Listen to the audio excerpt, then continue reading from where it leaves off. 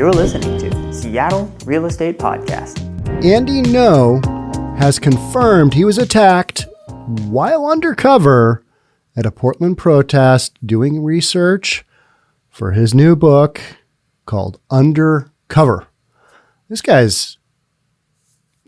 Don't care what you say about Andy Ngo. That guy has some guts. He has some internal fortitude. They kind of put the beat down on him and he just keeps coming back. He's just out there doing his thing as a journalist. And he's on the public streets of Portland doing this. So it's not like he's infiltrating the mob somewhere, right? He's literally walking around on the streets, making note of what he sees, and Antifa doesn't like that. Oh, they are not down with this. This is not okay because, freedom of speech only really goes so far, and then it's off limits. And you can't cover that. You can't talk about that. That's not right. You can't live stream us. You can't photograph us. You can't video us because after all, we're just doing some peaceful protesting. That's what we're talking about today. Andy Ngo. Before we get into it, if you're new here, my name's Sean Reynolds. I own a couple of real estate companies. And I read the news that you want to hear, hopefully. All right, let's do this. So before we get into kind of Andy Ngo confirming the attack, why are we talking about Andy Ngo? Well, it has to do with a lot of the protests and what's been happening. And Seattle's kind of been a hotbed for that, but Portland particularly. Their activism that's next level. It's pro level in Portland. Whereas in Seattle, we've got some, but it's kind of like we send our triple A team down to Portland and really get them trained to, be at the pro level. So a man claimed to be Andy Ngo was chased away from a Portland protest. So protesters claim is Ngo chased into a downtown hotel. Left-wing protesters chased down, attacked, and unmasked a man they believe to be the right-wing author, Andy Ngo, in disguise during a downtown Portland protest on Friday, May 28th. The Portland Tribune has not independently confirmed the fleeing man's identity, and Ngo did not immediately issue any public statements on the matter. One longtime protest observer told the Tribune she saw Ngo working out at a gym in a southeast Portland neighborhood 1 week ago, with gym staff reportedly greeting Ngo by name. Well, he has lived in Portland for a long time. He does work out. He's probably going to be at a gym. Is this really newsworthy? It doesn't seem to me, but all right, gives credence to the fact that maybe he's in Portland because at one time, I think he said he had moved to London. He was living overseas after his last book was written. The Friday, and I think that was last summer. Did that come out last summer? The Friday evening protest, which had lasted for several uneventful hours, at least by Portland standards, had not been declared an unlawful assembly or riot by authorities as the clock neared 11:30 p.m. With the crowd of perhaps 100 people marching through the city without any reports of property damage before returning to a staging area outside the Multnomah County Justice Center. At that point, many in the group became suspicious of a fellow protester who was wearing tinted, oversized ski goggles, a mask that obscured his face. He was wearing a mask? Oh, I'm shocked. Wearing a mask during the era of the Rona, and black clothing and a Black Lives Matter flag worn as a cloak. Protesters said the man was attending the demonstration alone and did not respond to questions. Suddenly, a foot chase broke out with around a dozen people chasing the person they believed to be Ngo away from the Justice Center. The man attempted to seek refuge in several buildings, but was eventually tackled to the ground and struck repeatedly. His goggles and cape were torn from him. The man then fled up Morrison Street and received shelter inside the swanky The Nines Hotel. He was seen crouching behind the front desk as confused clerks attempted to secure the premises. They're locking the doors. They're keeping the riffraff out. Protesters chanted and pounded on the glass windows all the while. This is terrifying stuff. This is a journalist on the streets of America being run off by an unruly mob. That's what that is. So if you're going to say these are peaceful protesters, okay, how often do peaceful protesters tackle somebody to the ground and then strike them repeatedly? Is that some peaceful protesting? If that is, okay, we need a new definition of peaceful. I want Andy Ngo, one cried. He's hiding right here, said another. "Come on out," shouted a third. The man eventually entered an elevator and was not seen again. Portland Police Bureau officers, who had already made at least one targeted arrest earlier in the night, soon arrived by van and arrested another person outside the hotel. The arrested person's phone continued to stream video from inside an evidence bag. That's interesting. Hey, what's going on? Here's this live stream. Can you imagine watching that live stream? All right, we're inside a bag now. What do we got going? Oh, hey, we're getting booked. Oh, hey, yeah. Emptying out his pockets. Interesting. Filling out some forms. Interesting. Being led away to jail. The bag doesn't go with them. Officers eventually withdrew from the scene, leaving a small crowd to tangle with hotel valets and befuddled guests. So annoying. We just don't need this riffraff on our streets. We just don't, right? Ngo is one of the most prominent critics of the left-wing movement known as Antifa. As recently as 2019, he was a little-known writer who frequently live-streamed Portland demonstrations. During an infamous rally in June of that year, crowds doused him in milkshakes and attacked him. Gave him a big concussion, and he just got his boat rocked, and he wasn't the same for a long time after. And I started following Andy Ngo after he was on Joe Rogan, right? I think he might have also been on Tim Pool. But yeah, he's a guy that just goes out and gets the first person deets and reports them. And, that whole freedom of speech thing, they don't like that. That's a no-go. No. The incident gave Ngo a massive social media following. He parlayed into frequent television appearances and a book published earlier this year. There have been several incidents in which Asian men attending protests have been confused with Andy Ngo. While Ngo recently made headlines after announcing he'd relocated to London, he also occasionally attended protests incognito, writing in December that he sometimes goes in black bloc to protests, but not always. Black bloc refers to the midnight colors worn by members of the left-wing group. And I've talked about this pretty openly and pretty frequently. I was in Portland for one night, a couple of days during the day, checked it out for one night of protests. And it was right after the feds were allegedly sweeping people off the streets and violating their rights of expression. Nah, they were just doing bad stuff to the federal buildings, and the officers sitting up the buildings are like, all right, that guy threw a whatever at the building. Let's go arrest him. That's what they're doing. But everybody was so worked up about unmarked federal vehicles. Not the case. Just wasn't the case. Be reasonable. Think it through. Is that really happening? Probably not. Get to the bottom of the story. And in order to do that, I drove down to Portland with my kid and covered the protests for, a night.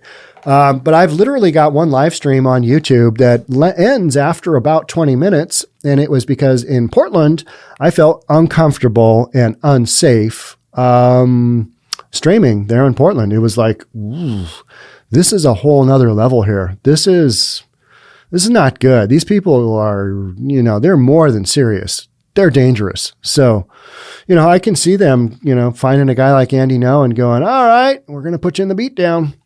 No, the Portland Police Bureau and the Nines Hotel did not immediately respond to requests for comment. Did this happen at your hotel? No comment. That is not good publicity for a swanky hotel, right? All right. And so then, as of this morning, Andy Ngo confirms attack while undercover at the Portland protest. Ngo was chased into the Nines Hotel in downtown Portland after being unmasked by left-wing protesters on May 28th.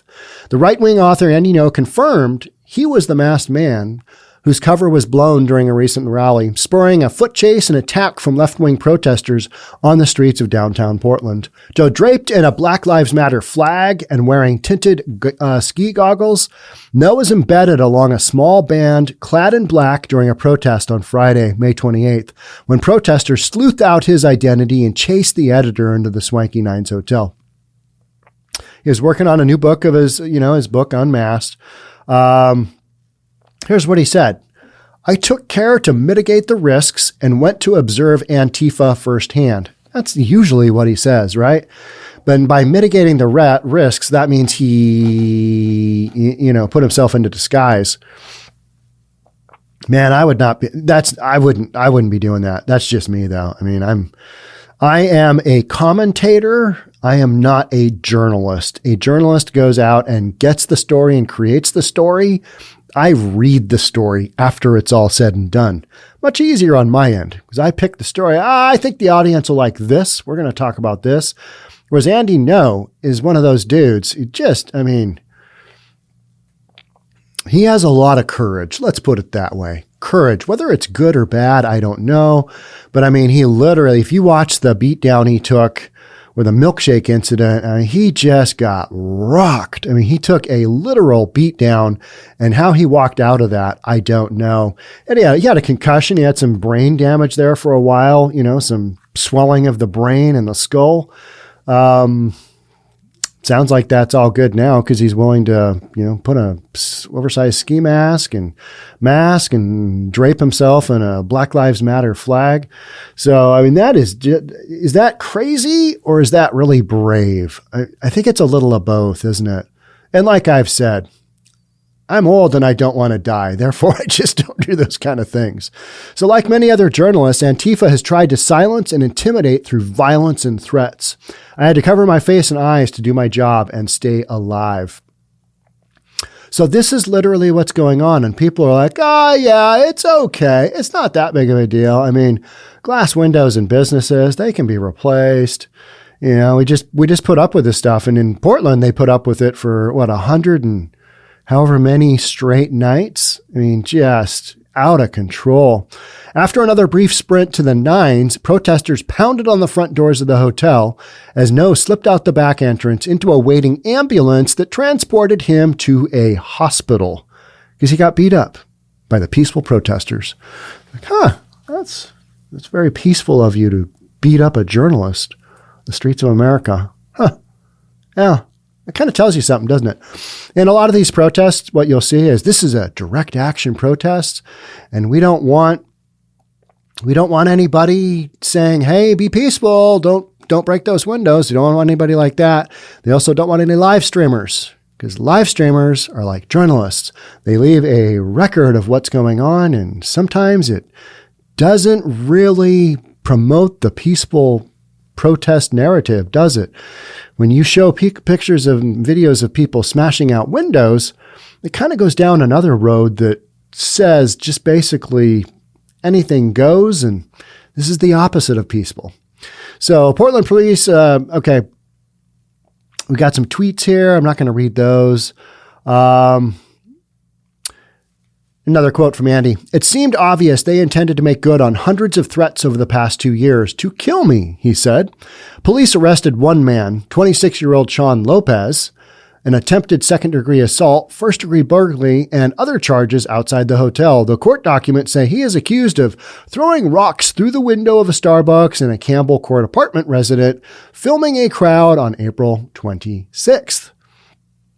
So nothing says peaceful protest like throwing rocks through a Starbucks and a Campbell Court apartment resident. The probable cause affidavit filed in that case says Portland Police Bureau officers relied on undercover surveillance to ID Lopez, but only arrested him later. Federal agencies also made 2 other arrests during the event on May 28th, which was not declared a riot or unlawful assembly by authorities, yet they still arrested people. Interesting, isn't it? Yeah, they're getting them sooner or later. Ngo's editor at the Post-Millennial, Libby Emmons, as well as Como journalist Jonathan Cho, Como, Seattle. Well done. They released statements condemning the attack. Well, who's going to support the attack? I mean, who is literally, it's okay to beat up a journalist. If you beat him within an inch of his life, that's okay. I mean, those journalists, they make up news. They report stuff that isn't true sometimes. They make mistakes. We should probably beat them up. No, that's not how this game should be working, and yet it is. And nobody seems to do anything about it. It's just like, all right, yeah, he had it coming. Crazy, right? The whole undercover thing still kind of gets me, though. That's a little deep. That's a little far. The images of journalist Andy Ngo have been targeted and brutalized by a violent mob is truly disturbing, said Joe. It could have happened to any one of us in the field. And that's the major concern, is that media is basically no longer safe to do what they do, which is to go out on the streets and get the story. There's certain stories we want to cover, certain stories that we don't want to let them cover.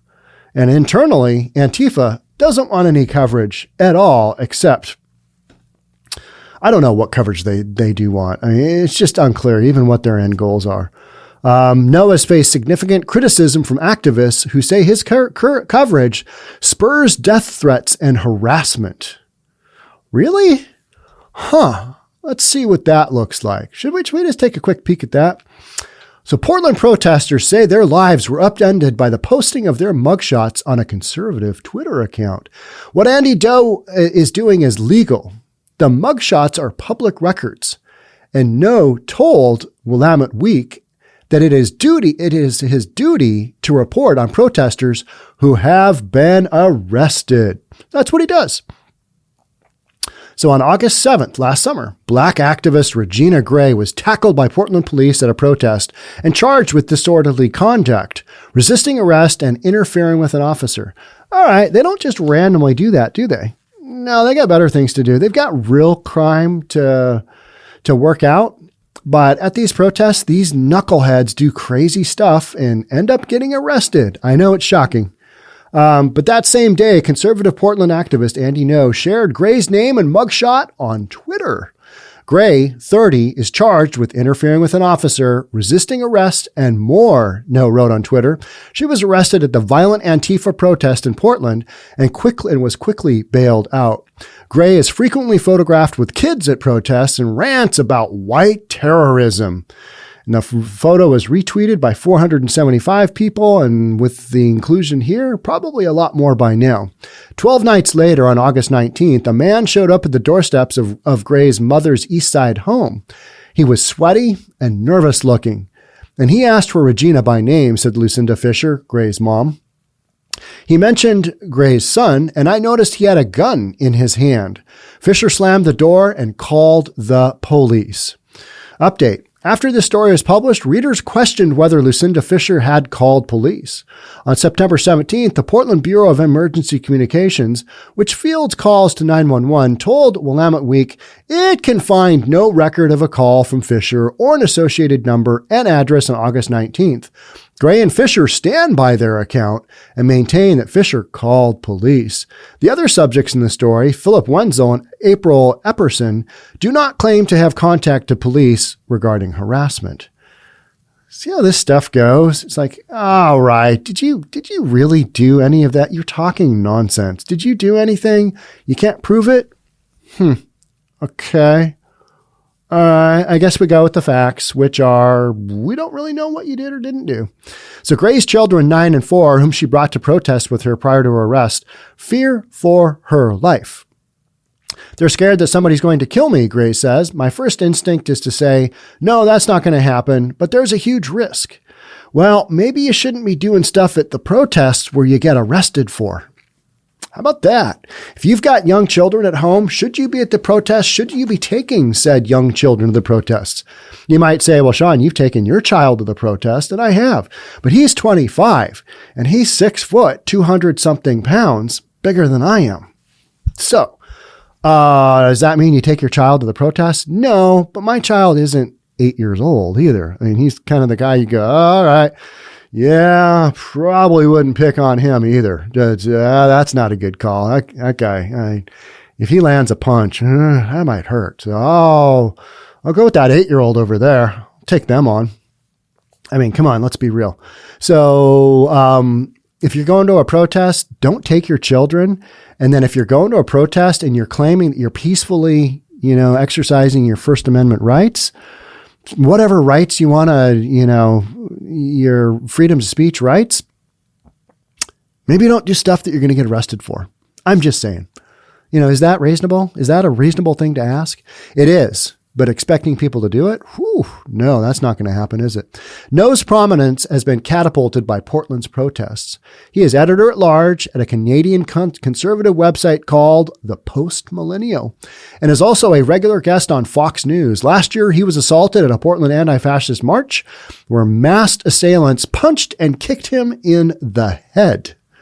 That was a brutal one. You hear him talk about that and you start to hurt. You're like, oh, that sounds terrible. Oh, you got a milkshake. They're just pouring stuff on him. It's just straight up assault and abuse.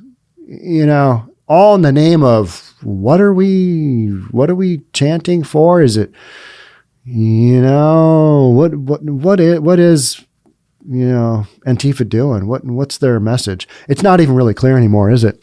Ngo has more than 700,000 followers on Twitter, many of whom share the belief that Portland protesters are a threat to national security. Well, yeah, the stuff they're doing, I'm not down with. I'm not okay with it. Is it a threat to national security? That stuff happen on a larger scale? I think it would be. I think it absolutely would be. And I think they would admit that it's a threat to national security, because guess what? Antifa doesn't want any national security. They don't want anything. They just anti, you know what I mean? Just, no, we're not good with that. We just want everything to be an open, just let her all rip. Let it all go. Not a world that I necessarily want to live in. And I don't think as a reasonable person, because you're tuning into a reasonable podcast, I don't think that's a world you want to live in either. Is it? Or do you want to just see what the purge would be like for like a day or two? I don't. It's not really, I don't even want to watch it on TV. That just makes me uncomfortable. It's like, bad stuff's going to happen and we can't really stop it. Do I want to watch that? Nah, I'm going to go over and watch Vice Grip Garage. I'm going to see if after 25 years in a field, he can get out that Dodge Challenger that's just been sitting there in the field. Can he get that going? Have all the mice, have they bitten through the distributor lines? Is the electrical going to go? How's he going to jerry-rig the gas can to get fuel into that carburetor that's all pulled apart? Don't know. That's the stuff I watch instead of this other stuff that's like, that's a little too close for comfort. But Gray believes Ngo and his followers are watching her, and she is not the only one. Willamette Week has spoken with two others who have been arrested at Portland protests and had their names and mugshots tweeted by Ngo and claim their lives have since been disrupted. Well, I go back again to if what Andy Ngo is doing is legal, if he's taking mugshots basically from public records and posting those, maybe you shouldn't be doing stuff where you're getting arrested. Am I crazy? Am I just absolutely nuts out on a limb here? You're making a choice to put yourself in that position. You got to suffer the consequences. If that means Andy Ngo puts your picture up, then you got to deal with it. That's how this works. You can't just because you don't like to have somebody posting this information, which is true and accurate and happened. And unfortunately, that's what journalists do. The fact that he's posting your mugshot, it's kind of fair game, isn't it? I mean, that happened. So deal with the consequences to your actions. That's adulting 101. But a lot of folks don't want to hear that. Oh, no, I was peacefully protesting. Really? The police report says otherwise. You were doing this, and this. And say you have quite a criminal record behind you as well. So do the others in this protest. They all seem to have been arrested multiple times. So we've been lying low, and to be honest, we're staying at home with the blinds closed, said Philip Wenzel, whose mugshot was shared by Ngo on August 15th. I can get over Twitter trolls, but what gives me the most pause is the 1% of them that have genuine threats. Aren't you threatening to kill him? Aren't you threatening to kill Andy Ngo? That's kind of what I hear. So now that it's going the other way, it's like, oh, we've got some concern. And I get that. Nobody wants to have threats against them. But when you're putting yourself in a position like this, you know what? If he's not doing anything illegal, this is kind of part of his journalism. Here we are. Critics call Ngo's post doxing, or posting personal information about people to make their lives unpleasant. But what Ngo is doing is legal. Let me read that again. But what Ngo is doing is legal. The mugshots are public records. It's like when you talk about how much somebody paid for a house. Well, that's private information. No, it's not. And Ngo told Willamette Week that it is his duty to report on protesters who have been arrested, given the risk that violence and riots present to the public.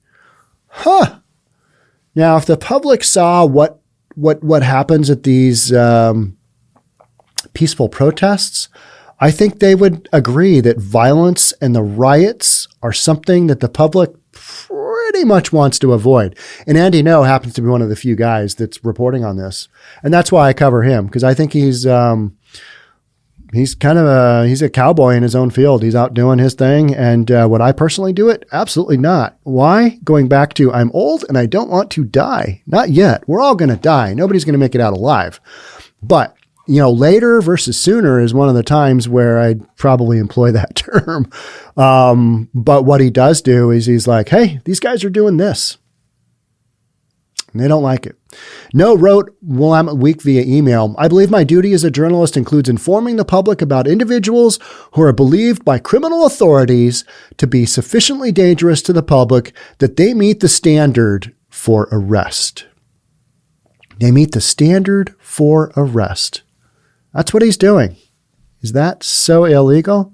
Is that doxing? No, it's not.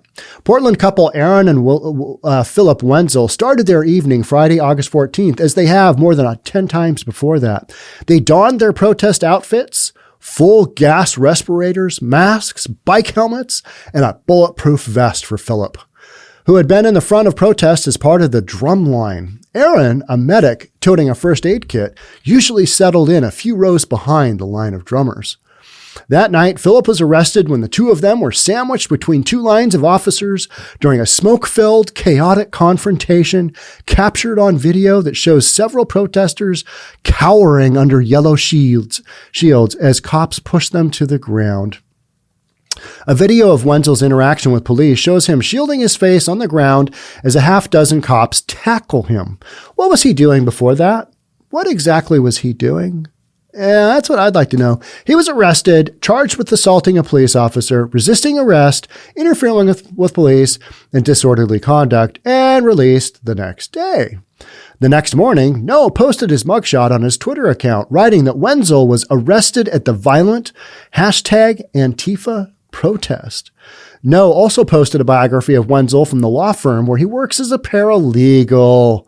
So this is what I tell a lot of the millennials around me is, you might not think your actions that you're doing right now are that really impactful on your life, but guess what? This is a day and age of social media, and people can check through layers and they can find out what you've been up to. That account you think that isn't all that important where you're doing some weird stuff, guess what? That may come back to haunt you. And the cleaner that you can have your at least social media profile, the better your life is going to be down the road.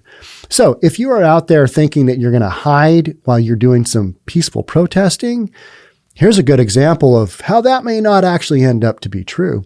In Twitter responses on the thread, users added threatening comments and more personal information about the Wenzels, including the names and ages of members of his extended family. One comment read, "I'm writing a letter to his employer right now." Another wrote, "Divorce and custody court paralegal scumbag who isn't even smart enough to be an attorney. LOL. People say stuff on social media that is just downright brutal. They hide behind their identity. I get these comments all the time on YouTube. YouTube trolls are the worst. And you just got to kind of take it. You take it with a grain of salt and you go, all right, well, that's not really true about me. Does that hurt a little bit? Yeah, but not that much, because that person, they're coming from a slightly different perspective than what I know to be reasonable. So I just don't worry about it. The next day, Philip Wenzel received a voicemail thread on his cell phone from somebody named John in Michigan who said, "I'll have you know, I'm 7 feet tall and 280 pounds. All right. Well, so you're a big guy. All right. You're big. You're big." But we all kind of know where that's leading to. Don't tangle with me, he's saying. The Wenzels alerted their employers on August 18th, 3 days after Ngo posted the mugshot. Philip Wenzel's boss at Elizabeth Christie Law Firm sent him a letter that the firm had received 50 threatening or harassing communications since his arrest. Okay, so what is going on here? So the guy's doing something he shouldn't be doing. He's getting arrested for it, right? It's being brought to the attention of his employer. And a lot of people at that law firm are saying, we're not down with your employee doing these shenanigans. We're not okay with that. The general public is not okay with this stuff. It's just this very vocal minority who's like, yeah, we're able to do this. It's peaceful protesting. Because you have chosen to engage in activism that resulted in violence, physical injuries, and negative publicity for the firm, there is now a major distraction from the business we are doing, a threat to my ability to gain new business, and a threat to our employees' safety, Christie wrote in an email provided to Willamette Week. 3 employees, after learning of the firm's response to Wenzel's arrest, announced their resignation in support of him on September 10th. In a letter shared with Willamette Week, the firm told Wenzel in a September 11th letter that he would be laid off effective September 16th, citing a loss of work leading to a reduction in staff. Elizabeth Christie, managing attorney at the firm, told Willamette Week in an email that the layoff had nothing to do with Wenzel's protesting. Well, you are literally a law firm. You know the ins and outs of this. You analyzed the situation. You came up with the scenario. All right, we can let them go based on this. And they can't really say much, meaning the Wenzels. Hey, this happened. What do you want us to do? Now we've got less business. We've got clients leaving us because you pulled a knucklehead stunt and you're out there doing your little activism thing, right? Both Wenzels say they now suffer from anxiety. Oh no. Maybe you should have made better decisions when you decided to go out and do the crazy stuff you did that led to your arrest. Wenzel shaved his beard to change his appearance and now wears a hat when he walks his dog. I bet that really lends to people not knowing who you are. Same dog, same basic build, same everything, but you got a hat on? Who's that? Don't know. April Epperson, who works at a Northeast Portland public school, is another protester who was arrested for disorderly conduct and interfering with a police officer on August 24th and was greeted that same day by a no tweet, sharing her mugshot and Facebook profile picture with part of the caption reading, like others recently arrested, she works with children at an elementary school. This isn't going to go well. Do you get that feeling? Several commentators in the subsequent Twitter thread shared the name of the school. Not good. Make good choices, people, and you won't have to deal with stuff like this. On August 29th, an email arrived at her school inbox. Attached were her Facebook profile photo and a picture of a toad in a dress with the caption reading, "So effing badass with your face covered, ? We can't wait to come to your employer and do the exact same effing thing you do to cops." We've got turnabout here. This isn't good. Is this fair? No. Hey, you run those risks. You're out there doing stuff in public. You run these risks. That's why, a lot of the people out doing the peaceful protesting, they don't like to have live streamers because live streamers leave a digital record of exactly how it went down. That's not necessarily a good thing because they're doing stuff that's illegal night after night after night. If they were standing on the sidewalk, holding their signs, not obstructing traffic, and just doing their chants, I'd be okay with that. But it so often devolves into just this ridiculousness. Epperson alerted the school about the email. That weekend, the school canceled a laptop distribution event scheduled the following Monday, August 31st. A school text blast sent to families read, "We are pausing device distribution for tomorrow. We will resume as soon as possible and alert you when that is. As a reminder, school grounds, including the playground, are closed. We don't like this threat." After the school did not explain its decision, Epperson believes the laptop distribution was postponed because of threats. Still, the messages continued. The school started getting a bunch of phone calls and emails, Epperson says. People emailed some staff members my mugshot and told them I was arrested. On one email sent September 1st from a secure email address using the name Jennifer Heartless and shared with Willamette Week, includes a screenshot of Ngo's tweet of Epperson's mugshot. The photo is captioned, "This type of behavior seems a little unbecoming for a school teacher. Are standards any higher than this? ? I think that's a good question. Would you want your children being taught by somebody like this? I probably wouldn't. That's a no-go in my books, right? Tim Gleason, professor of journalism at the University of Oregon, says Ngo's posts of mugshots are dangerous because of his targeted audience. All right. There's some legitimacy to a claim of informing the public, but we have a pattern with this individual that his interest is in provoking violent reactions and doxing, says Gleason. It's a particular subset of conservative Twitter, and he knows who he's talking to. I think people just don't really respect what this group is doing, not only to small business, but to federal buildings, to police officers, to anybody that is in a position of authority. I think there's a lot of people that just don't really dig the message that they're sending. I think that's the bottom line. So that's about it. I mean, that's kind of bottom line here. So that's what Andy Ngo does. He writes books on it. He talks about it, talks about what's going on, and certain subsets, they don't like that.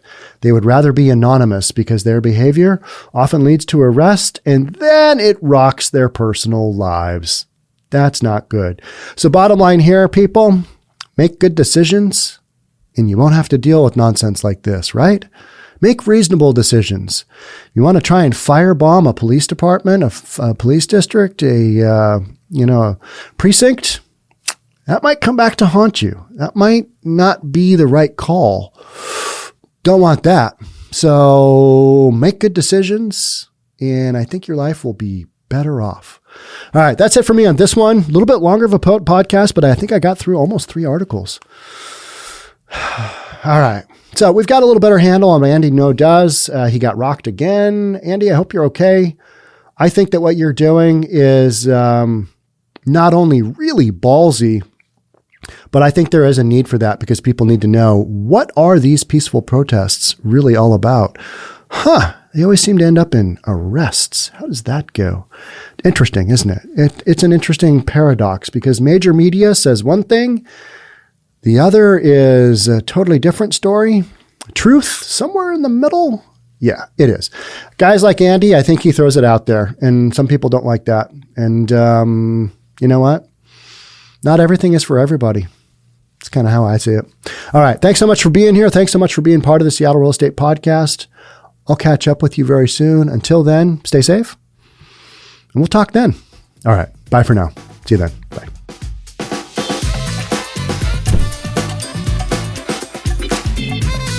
Don't forget to subscribe to our channel and hit the notification bell so you'll know when our next video is out.